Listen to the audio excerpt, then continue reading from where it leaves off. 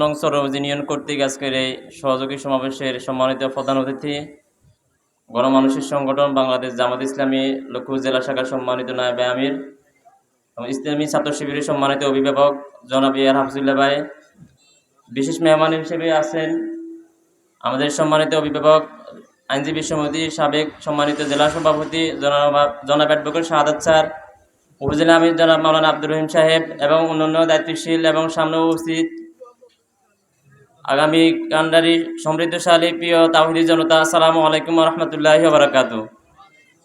আমরা আপনাদেরকে সবসময় অতিথির ন্যায় অভিভাবক এবং আমাদের পরামর্শদাতা হিসেবে আমরা পাশে চাই।